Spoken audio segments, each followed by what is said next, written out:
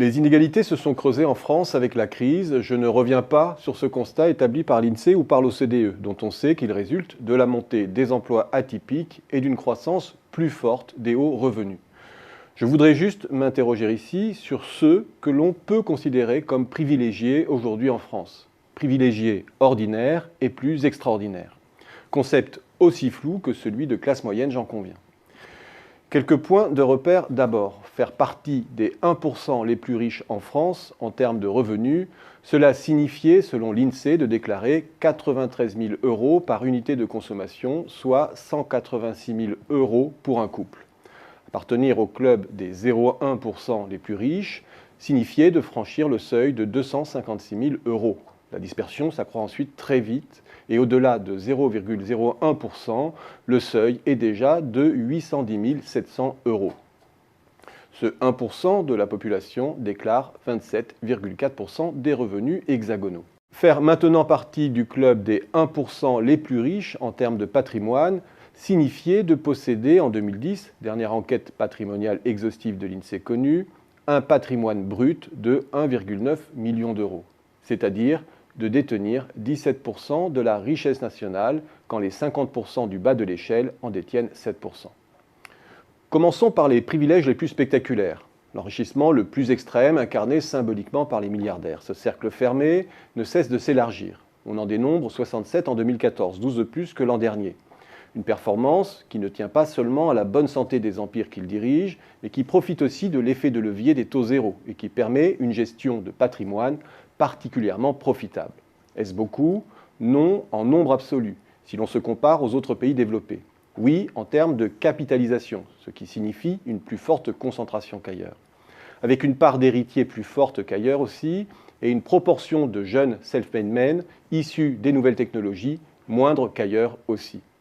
Mais parlons plutôt des privilèges plus ordinaires. Être privilégié en France, c'est d'abord travailler dans un grand groupe public ou privé, plutôt que dans une petite entreprise, avec un écart moyen de salaire horaire qui varie presque du simple au double entre les plus petites entités et les plus grandes.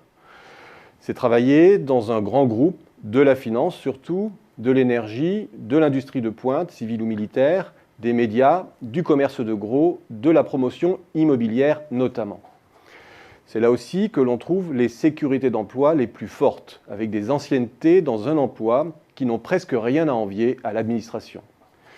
C'est aussi là que l'on trouve les salaires et les avantages exorbitants des patrons du CAC 40, qui défraient régulièrement la chronique.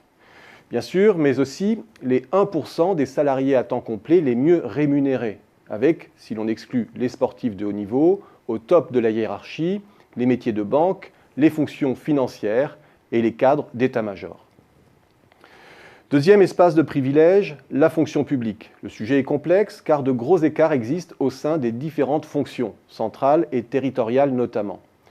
Mais il y a d'abord l'atout de la sécurité de l'emploi bien sûr et une rémunération horaire supérieure à celle des salariés du privé. Mais des extrêmes moins criants aussi. 1200 fonctionnaires appartiennent au club des 1% les plus riches. Un ministre ou un haut fonctionnaire fait pâle figure à côté des patrons du CAC 40. Des écarts de rémunération qui sont le fait des moins qualifiés et non des plus qualifiés, qui, à compétences équivalentes, gagnent moins que dans l'entreprise. Mais c'est surtout dans ces deux cercles, celui des grands groupes et de l'administration, que se concentre le gros des avantages périphériques au salaire. Les chèques restaurants, 15% des salariés en bénéficient en France. Les avantages pour les loisirs, chèques cadeaux, vacances, etc. pour 3,7 millions de salariés du privé, plus ceux du public. Prise en charge des aides à domicile aussi. Certains séminaires congés déguisés ou logements, voitures de fonction.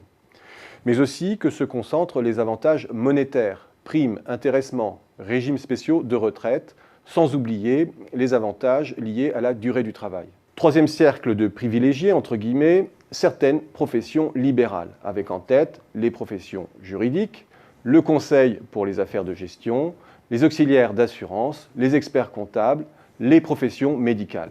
Bref, ce tour d'horizon rappelle que les inégalités françaises sont dans la moyenne de l'OCDE et que dans un pays où l'essentiel de la population se revendique de la classe moyenne, certains sont moins moyens que d'autres.